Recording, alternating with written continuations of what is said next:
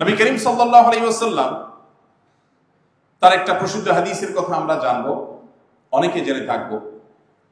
যে তিনি বলেছেন কোন ব্যক্তি তার 3টি কন্যা সন্তান অথবা 3টি বোন যদি তার ঘরে থাকে, তার বাড়িতে থাকে, অথবা কারোর যদি 3টি না থাকে 2টিও থাকে, 2টি কন্যা বা 2টি বোন যদি কারোর থাকে এবং তাদের সাথে যদি সে সদাচরণ করে, ন্যায়নিষ্ঠ আচরণ করে, তাদের প্রতি কোনো প্রকার জুলুম অবিচার না করে, কোনো বৈষম্য না করে, অধিকার খর্ব না করে, তাহলে সেক্ষেত্রে এই যে তাদেরকে সুন্দর করে লালন পালন করলো, দ্বীনি তারবিয়াত তাদেরকে দিল, তাদের অধিকার দেয়াতে কোনো প্রকার কার্পণ্য করলো না, ত্রুটি করলো না, নবী সাল্লাল্লাহু আলাইহি ওয়াসাল্লাম বলেছেন এই ব্যক্তি জান্নাতের নিশ্চয়তা থাকবে,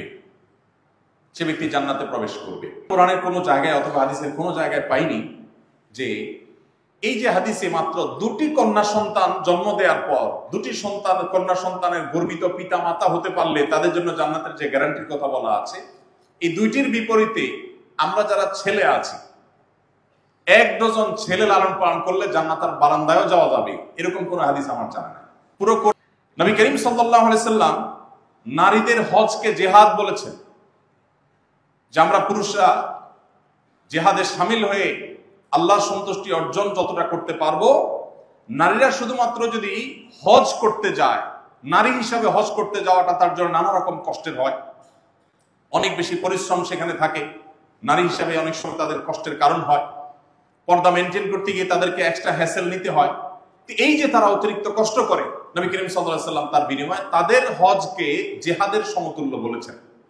বাট পুরুষদের হজকে জিহাদের সমতুল্য বলা হয়নি। ঠিক একইভাবে কোন নারী আল্লাহ রাব্বুল আলামিন কর্তৃক প্রদত্ত প্রাকৃতিক তার যে দায়িত্ব আছে, সন্তান গর্ভে ধারণ করা, সন্তান প্রসব করা, সন্তান গর্ভধারণ করার পর এই কষ্টের পর যদি সন্তান প্রসব করতে গিয়ে কোনো মা মারা যান, নবী করিম সাল্লাল্লাহু আলাইহি সাল্লাম তার সে মৃত্যুকে শাহাদাতের মৃত্যু হিসেবে উল্লেখ করেছেন। অথচ কোন পুরুষ তার যদি পেশাগত দায়িত্ব পালন করতে গিয়ে মারা যান,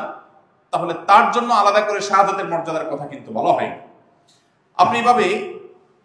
কোরআনে কারীমের পাতায় পাতায়, হাদিসের পাতায় পাতায় দেখবেন যে নারীদের অধিকার নিয়ে নবী করিম সাল্লাল্লাহু আলাইহি সাল্লাম কি করেছেন, কি বলে গেছেন।